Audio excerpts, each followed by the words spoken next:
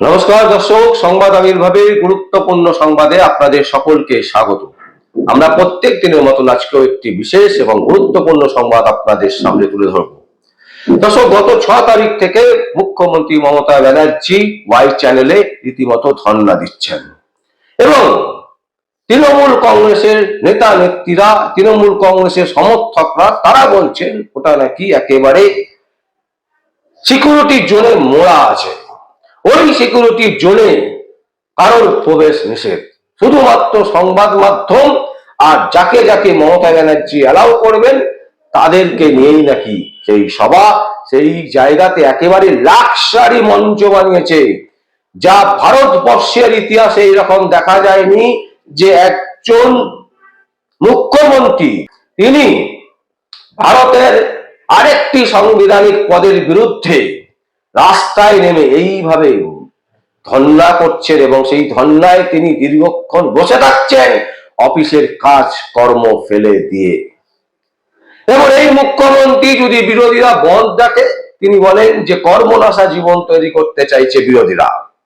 তার জন্য তিনি কি করেন, তিনি স্পষ্ট একেবারে ডিক্লেয়ার করে দেন যে কোনো অবস্থাতেই চাকরি থেকে ছুটি নেওয়া যাবে না সেই দিনকে, এবং যদি কেউ ছুটি নেন তাহলে তাকে শোকজ করবে, কারণ দর্শাতে হবে যে তিনি কোন গুরুত্বপূর্ণ কাজের জন্য তিনি ছুটি নিয়েছেন। আর আজকে এই যে 6 তারিখ থেকে আজকে 10 তারিখ হতে চললো, তারা তিনি ধর্ণা করছেন এবং সেই ধর্ণা মঞ্চে গিয়ে বসে থাকছেন। সেখানে পুলিশ থেকে শুরু করে, এখানে নেতা নেত্রীরা থেকে শুরু করে বিভিন্ন সরকারি আমলারা গিয়ে বসে থাকছেন।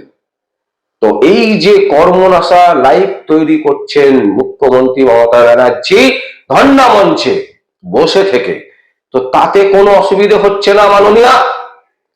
এসআইআর এর নাম করে ভাওতা দিয়ে এসআইআর কে ভুল পথে চালনা করার যে পরিকল্পনা করেছেন তাতে আপনি ব্যর্থ হয়েছেন। 65 লক্ষ মানুষের নাম বিচারাধীন অবস্থায় আছে। আপনার যদি কোনো বক্তব্য থাকে আপনি সুপ্রিম কোর্টে গিয়ে বক্তব্য দিন। আপনি তো সুপ্রিম কোর্টে গিয়েছিলেন, আপনি তো মাননীয় সুপ্রিম কোর্টে গিয়েছিলেন এবং আপনার লয়ারের ছবি সোশ্যাল মিডিয়াতে তৃণমূল কংগ্রেসেরা ভালো বাজনা বাজিয়েছিল। আপনার নিজস্ব মামলা না, লোকের মামলা ছিনিয়ে নিয়ে আপনি সুপ্রিম কোর্টে গিয়ে দাঁড়িয়েছিলেন। বিচারপতিরা বারবার করে বলেছে, ম্যাডাম আপনাকে কিছু বলতে হবে না, আপনার লয়ার আপনার যা বলার তিনি বলবেন। তারপরেও আপনি থামেননি, আপনি আপনার বক্তব্য রেখে গেছেন সুপ্রিম কোর্টকে ম্লান করার জন্য। দীর্ঘদিন ধরে আপনি কন্টিনিউয়াসলি ধর্মতলায় সাধারণ মানুষের নাজাল অবস্থা, সেই অবস্থাকে আপনি সামনে রেখে ওখানে বসে আপনি নাটক করছেন আর বলছেন যেটা ফুল সিকিউরিটি জোন। সেখানে দাঁড়িয়ে আপনি সোশ্যাল মিডিয়াতে ফটো দিচ্ছেন কি না, ফটো সেশন চলছে, কখনো হাতাখুন্তি নিয়ে, কখনো নিজের নেতা নেত্রীদেরকে নিয়ে। আবার আপনি ওই মঞ্চে দাঁড়িয়ে মঞ্চের মধ্যে আপনি নাচ করছেন আদিবাসী মহিলাদের সাথে। আপনি সব করতে পারছেন, আর আপনার কাছে কেউ কোনো চিঠি নিয়ে গেলে বা কোনো আবেদন নিয়ে গেলে তাকে আপনি অ্যারেস্ট করে দিচ্ছেন, তাকে আপনি সেখান থেকে টেনে হিজড়ে বের করে দিচ্ছেন। এই আপনি দয়ালু। অনেকে বলেন এবং আপনি নিজেও বলতেন আপনি নাকি মানবিক। তা সেই মানবিক মুখ কোথায় গেল? আমরা গতকাল দেখলাম যে সুমন বিশ্বাস এসএসসি এসএলএসটি 2016 সালের ব্যাচের তারা 3 জন, তাদের সহপাঠী 3 জন তারা মোট, তারা সেখানে গিয়ে পৌঁছেছিলেন এবং সেখানে পুলিশকে তারা বলেছিলেন একটি চিঠি, একটি আবেদন, একটি ডেপুটেশন বলতে পারেন, যে এই চিঠি আপনাদের হাতে তুলে দিচ্ছি, আপনারা মাননীয়ার হাতে তুলে দিন। এই বক্তব্য মাননীয় মুখ্যমন্ত্রী মমতা ব্যানার্জিকে জানানোর সাথে সাথে তাদেরকে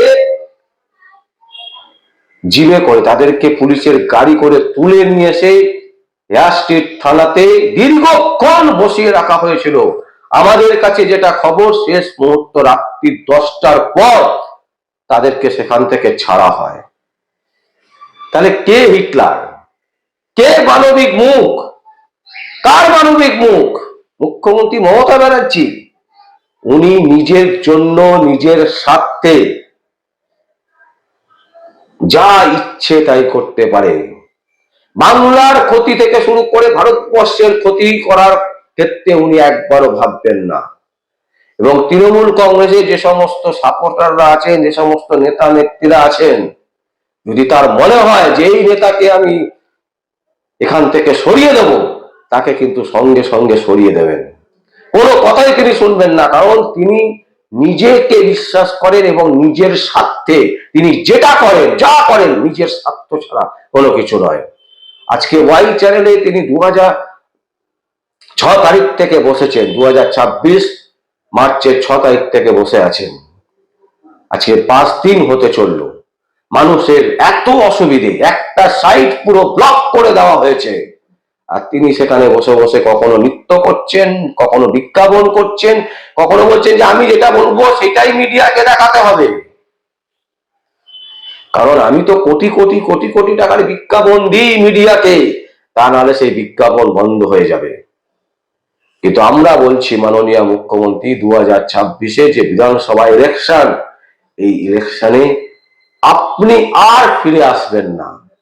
বাংলার মানুষ যেখানে কান পাচ্ছি, সে থানার ভেতরেও ফিস ফিস করে বক্তব্য শোনা যাচ্ছে, অফিসাররা বলছে যে কি মহিলা, জঘন্যতম মহিলা আমরা মুখ্যমন্ত্রী বানিয়েছি, এই নেত্রী যদি না সরে তাহলে বাংলার সর্বনাশ। বিভিন্ন পুলিশ স্টেশনে, বিভিন্ন পুলিশের দপ্তরে, বিভিন্ন সরকারি দপ্তরে, রাস্তাঘাটে, চায়ের দোকানে, কফি শপে, সব জায়গাতে কিন্তু একটাই কথা, এবং প্রত্যেকে একটাই কথা বলছেন, যারা ধান্দাবাজি করেন, যারা চামচেপানা করেন, যারা দালালি করেন, তাই একমাত্র মমতা ব্যানার্জির কাছে গিয়ে বসে আছেন, বাকি কেউ নয়।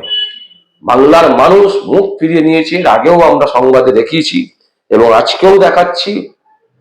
এবং সব থেকে বড় কথা যেটা হচ্ছে, আমরা বারবার করে বলছি যে এসএসসির ছাত্ররা, এসএসসিতে যারা পাস করেছিল, ট্যালেন্টেড স্টুডেন্টরা, তারা রাস্তায় ঘুরে বেড়াচ্ছে, তাদের প্রতি কোনো মায়া মমতা নেই। আপনি তো নেতাজি ইন্ডোর স্টেডিয়ামে, নজরুল মঞ্চে বড় বড় ভাষণ দিয়েছিলেন তাদের সম্পর্কে, যে তাদের চাকরি যাবে না, তাদের জন্য আমি আছি, তাদের জন্য আমি এই দেখবো। আসলে আপনি কত বড় সত্যান্বেষী মানুষ, বাংলার মানুষ বুঝে গেছে। বাংলার মানুষ বুঝে গেছে যে আপনি কত বড় ধান্দাবাজ, কত বড় চিটিংবাজ। সারা পশ্চিমবঙ্গ, সারা ভারতবর্ষ, সারা পৃথিবীর মধ্যে যদি দেখা যায়, তাহলে মুখ্যমন্ত্রী মমতা ব্যানার্জির মতন চিটিংবাজ, ধান্দাবাজ এবং নিজের স্বার্থ ছাড়া কোনো কাজ করে বলে কেউ বিশ্বাস করেন না। এবং সেই কারণে মানুষ মনে মনে ঠিক করে নিয়েছে, মমতা ব্যানার্জির বিদায় শুধু সময়ের অপেক্ষা। এবং আমরা দর্শক যে সংবাদ আপনাদের সামনে তুলে ধরতে চাইছিলাম, যে গতকালকার ঘটনা, সুমন বিশ্বাসদেরকে যেভাবে পুলিশ তুলে নিয়ে চলে গেল, এবং সব থেকে বড় বিষয় হচ্ছে হিটলারি শাসন ব্যবস্থা এখানে স্থাপন করতে চাইছে মমতা ব্যানার্জি। তিনি চাইছেন না কোনো অবস্থাতে আইন মানতে। তাই কবে সুপ্রিম কোর্ট সুমোটো করে তাকে গ্রেপ্তার করবে এবং তার ভাইপোকে গ্রেপ্তার করবে, আমরা সেদিকে তাকিয়ে আছি। এবং আমরা দাবি জানাচ্ছি যে দিনের পর দিন যেভাবে ধর্ণা মঞ্চ করে তিনি একটা প্রতিষ্ঠান, একটা সরকারি প্রতিষ্ঠান, যে সরকারি প্রতিষ্ঠান যারা একটা ভোট পরিচালনা করে, তাদের বিরুদ্ধে যেভাবে তিনি রাস্তায় নেমে ইলিগালি কাজ করছেন, তার জন্য তাকে কবে গ্রেপ্তার করবেন, সেই দাবি আমরা জানাচ্ছি। এবং জানিয়ে আমরা আজকে আমাদের এই সংবাদ আপনাদের সামনে শেষ করছি। শুধু একটাই কথা বলবো, আপনাদের যা মনে হবে আপনারা অবশ্যই আমাদের কমেন্ট বক্সে কমেন্ট করবেন, আর দেখতে থাকুন পরবর্তী সংবাদ আবির্ভাবে। আমার নাম বিশ্বজিৎ পাল, সংবাদ আবির্ভাবের জন্য।